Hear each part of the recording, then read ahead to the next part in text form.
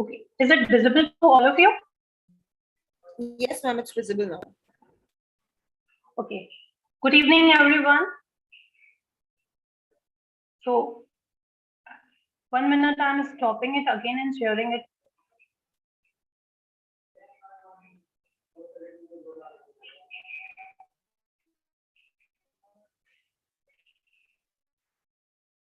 Once again, good evening, everyone. So, as you all are well aware that exams are around the corner, so the main motive of today's session is how students can score 90 plus marks in history.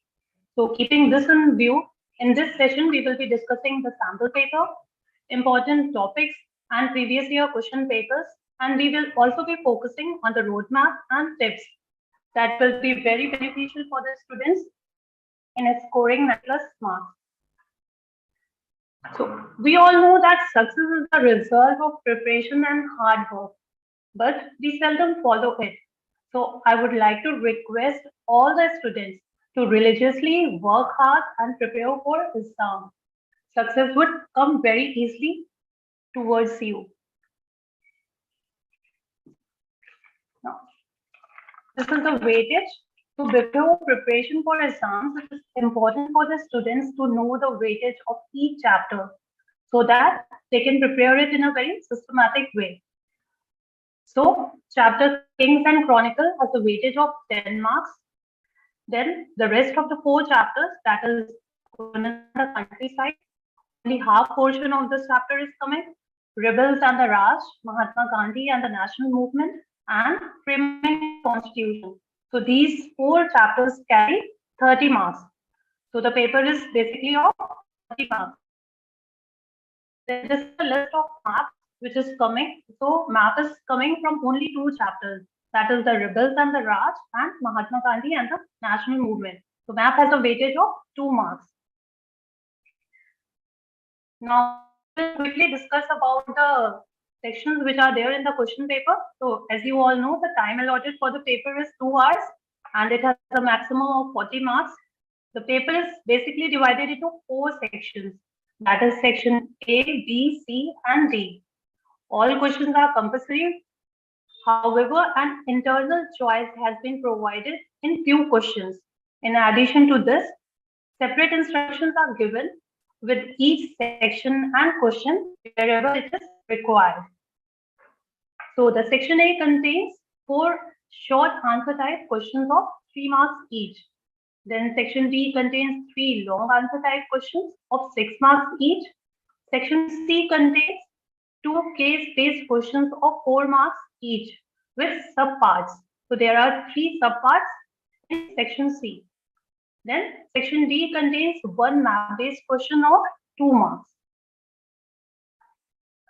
Now, as you all can see, this is the CBSE sample paper. So section A is of short answer type questions and question number 2 has an internal choice.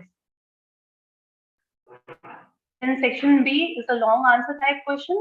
There are 3 questions and in question number 7 and question number 6 and 7, there are internal choices. Then section C is a case-based question. It has 3 portions. 2 questions are of 1 mark each, and the third question is of 2 marks. Then this is the second case-based question. Then this is the map work. So map work is of 2 marks. See, the place where Gandhiji withdrew non-cooperation movement, or it has a choice, the place where Gandhiji started Satyagraha for the indigo planters. So it has 2 questions and in 1 question there is a choice. Now this is the analysis of the sample paper. As you all are very well aware that the CBSE generally follows the Bloom taxonomy. So this is the Bloom taxonomy. That first question is from framing the constitution and it is a knowledge-based question. Then colonialism and the countryside. This is question number 2 is from this chapter, and Bloom taxonomy which it has been followed is the evaluation. Then question number 3 is from the chapter Rebels and the Raj, and the level of Bloom taxonomy is understanding. Now, in this way, these questions are there. Then question number 7 is from Kings and Chronicles. It is of horse means high order thinking skill. So like this is the analysis of the CBSE sample paper. Then we will discuss the important topics and previous year question paper of each chapter. So first we will start with Kings and Chronicles. So under the chapter Kings and Chronicles, these are the important topics, the Mughal and the Empire, and especially about the Akbar. Then the production of chronics, the painted image, and the student should especially focus on Abul Fazl describing painting as a magical art. Then Akbarnama and the Babarnama, the ideal kingdom, especially the Sulh-e-Kul, then capitals and the court, the imperial household, and the imperial officials. So these are the very important topics under this chapter. Then these are the questions of previous years, and according to me, these are very important questions. So if the students want, they can take a screenshot of these. For example, how do you think that the chronicles commissioned by the Mughal emperors are an important source for studying Mughal history? Or you can see question number 7, name the author of Badshah Nama. Describe its contents.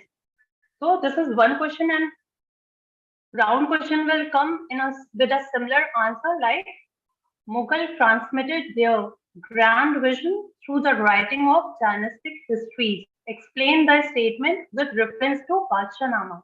So both these questions have same answer. In this way, the questions can either come directly or it can come in a round-off manner. Then next chapter is colonialism and the countryside. The important topics of this chapter are Bengal and the zamindars. So this is the main topic, and under it, the problem of unpaid revenue, why zamindars defaulted on payments, the rise of jotedars, the zamindar regist, the fifth report. So under the topic Bengal and the zamindar, these are the subtopics which are important. And the next topic is the hoe and the plow. Under this, the subtopics are in the hills of Rajmahal, the Santhals, final settlers. So these are the important topics. And remember, students, that only half chapter is coming in this. Page number is specifically mentioned. Now, these are the important questions of this chapter. Like Jotedars inevitably weakened zamindars in Bengal by the end of the 18th century, give arguments to support the statement. So these type of questions will come in the exam. So these are the few questions which I have jotted down from the previous year papers. So you can take a screenshot of. Then moving on to the next chapter is the rebels and the Raj. Important topics are pattern of the rebellion. Under this, the subtopics which are very important are leaders and the followers, rumors and the prophecies. The next, Awadh in revolt, what the rebels wanted, repression, image of the revolt. So these are the important topics. Then moving on next is these are the important questions which are taken from the previous year question paper. Like the question number 1 is how Lord Dalhousie's policy of annexation created dissatisfaction amongst the people of Awadh. Or in another way, the same question will come. The annexation of Awadh displays not just a Nawab, but also dispossessed the talukidars of the region, causing breakdown of an entire social order. Critically analyze the statement. So in this way, the questions can come. If you want, you can please take the screenshot of it. In this chapter, map work will also come. This is the example which I have given. On the outline map of India, place places related to the centers of the revolt of 1857 is marked as A, B, and C. Identify it and write its name on the line drawn near them. So these are A, B, C, D. And answer I have also mentioned, like A is Delhi, B is Meerut, and C is Jhansi. Then moving on to the next chapter, Mahatma Gandhi and the nationalist movement. The main important topics of this chapter are: a leader announces himself, the making and unmaking of the non-cooperation movement, the Salt Satyagraha, which India, the last heroic days, knowing Gandhiji. Then important questions of this chapter are: the Salt March of 1930 was the first event that brought Mahatma Gandhi to world attention. Explains significance of this movement from Swaraj. Or this question can also come in either way, like explain the important events of the Dandi March. What is its significance in the history of the Indian national movement? So in this way, the questions will come. Now let's take another example. Question number 2. In the history of nationalism, Gandhiji was often identified with the making of a nation. Describe his role in the freedom struggle of India. Or in another way, this question can come like explain how Gandhiji transformed Indian nationalism by 1922. So in these way, questions can come from this chapter. Now moving on, see, this is the map from this chapter. So on the given political outline map of India, locate and label the following with appropriate symbols. So these are A and B, which are marked. This type of questions will come, like the place is known for the movement of indigo peasants during the British period. So a question answer is Champaran, and the place of falling off of the non-cooperation movement. This is B, and its answer is Chora Chori. Then the last chapter, framing the Constitution. So the important topics of this chapter are the making of the Constituent Assembly, the vision of the Constitution, defining rights, the powers of the state, and the language of the nation. And these are the few important questions. Like the first one, describe the different arguments made in favor of protection of depressed classes in the Constituent Assembly. Or why did several members of the Constituent Assembly supported the cause of the depressed classes? What did the Assembly finally recommend for them? These types of questions will come in your exams. See, this is the roadmap. So roadmap is basically to help the students in preparation of their exam. So as you all know, your exam is on 10th of June.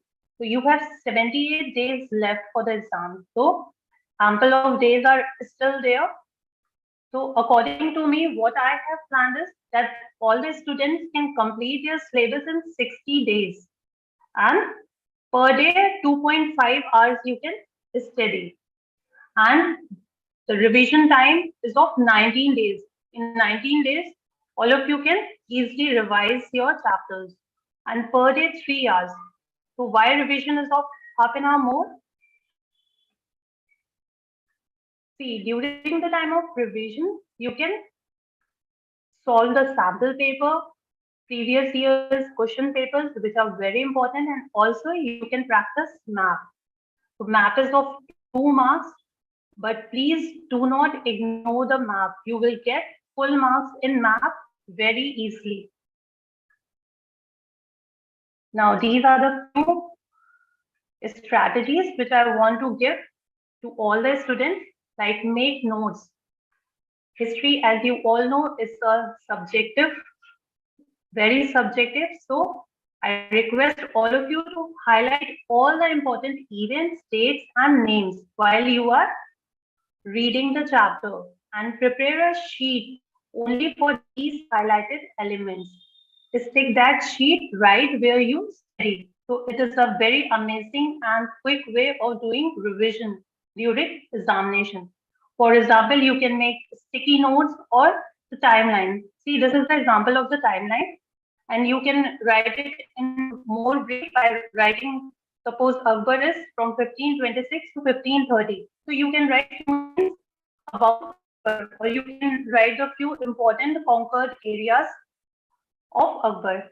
And in this way, you can do about all other Mughal emperors, like beginning with Babur, Humayun, Akbar, Jahangir, Shah Jahan, and Aurangzeb. In this way, you can write important points, important architecture which Shah Jahan has made, and in this way, you can either stick your notes or you can prepare a timeline. It depends wholly on you.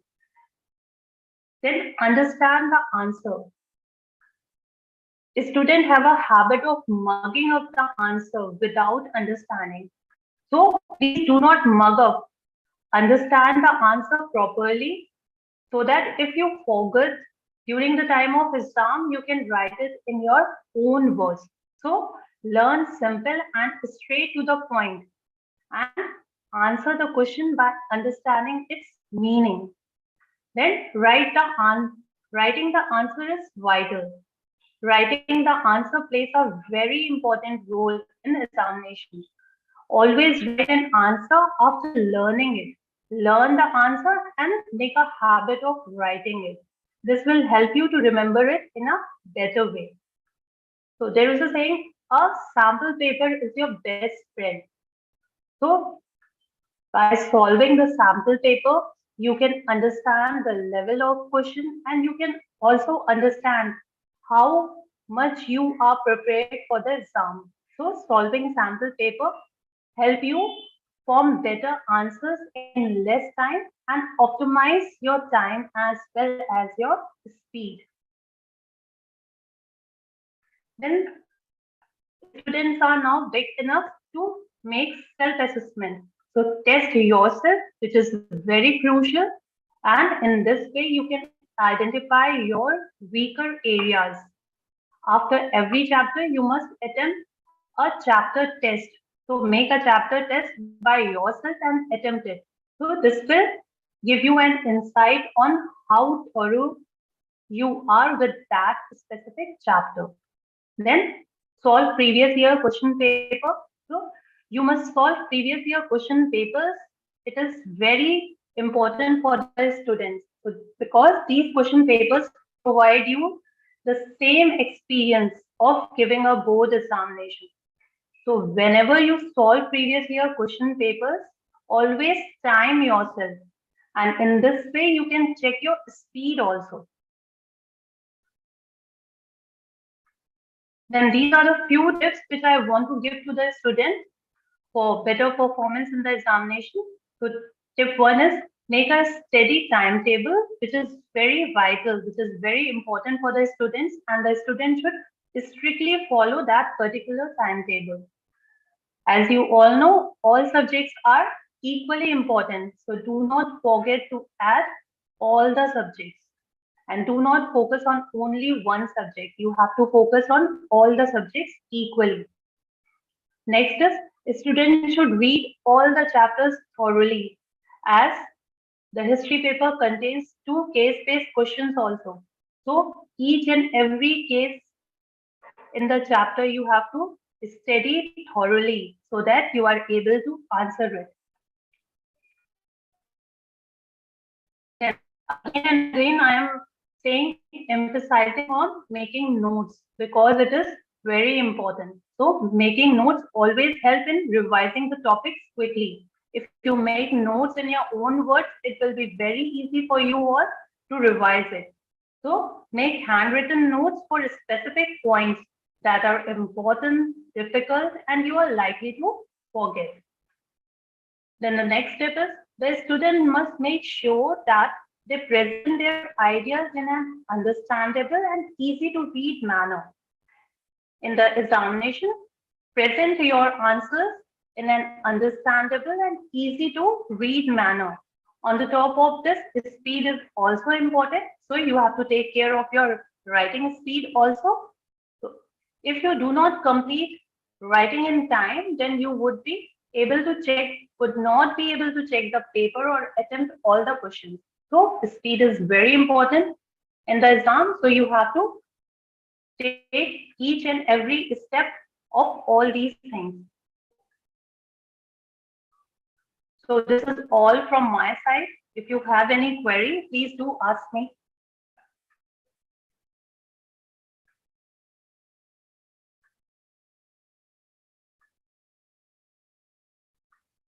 Anybody has any query?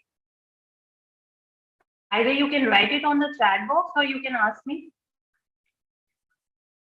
Yes, ma'am. They must be writing directly to you as well. So you can check the chat box once. Okay, sure. Up till now, there is no query. Can you see any doubts? Anybody has any doubt? Please do ask.